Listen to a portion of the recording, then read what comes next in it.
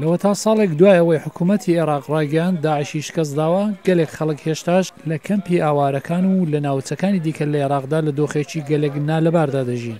کەمپی نێمرود بۆ ئاوارەکان لە باشووری مووسڵ بە زیاتر لە 650 بنەماڵەی ئاوارەی ناوچەکانی جۆراوجۆری عێراق ڕادەگات.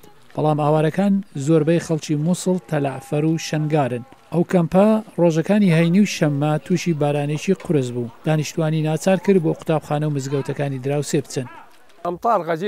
بارانی قورس لە کەمپی نەمرود باری و هەموو کەمپەکەی گرتەوە و لە ئاکاندا زیاتر لە 650 خێوەت زیانیان پێگەی و هەرچی هەمان بوو کەوتە بەر سێڵاو.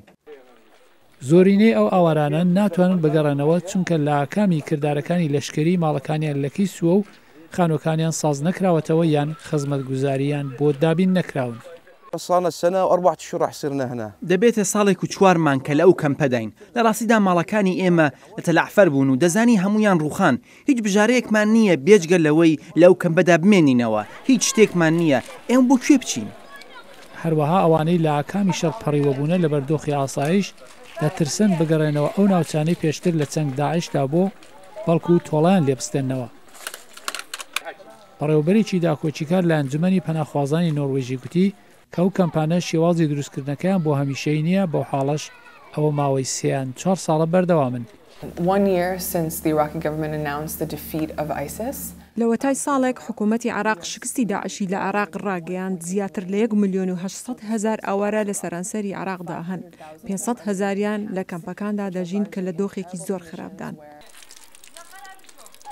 هەروەها گوتی کە حکوومەتانی پارەبەخش دوای داعش پشت لە عێراق دەکەن چونکە داعش شکستی هێناوە و بەڵام دوای ئەم مەسەلەیە بەرپرسایەتی بەرامبەر خەڵکی ئاوارە لە کامی شەڕدا پشت جێخراوە. ئەو کەمپانە کە دروستکەران لە سەرەتا بۆ هەمیشە نەبوون و مەسەلەیەکی تر ئەوەیە ئەو حکوومەتانەی پارە دەبەخشن ڕوو لە عێراق وەردەگەڕن. داعش لە ساڵی 2014 گەلێک لە ناوچەکانی لە عێراقدا گرت و توانی پارێزگاکانی وەک مووسڵ و ئالەنبار بگرێت. هێزەکانی ئاسایشی عێراق بە پشتیوانی هاوبەندی هێزەکانی نێونەتەوەی توانیان سەر لە نوێ ئەو ناوچانە بخەنەوە ژێردەست.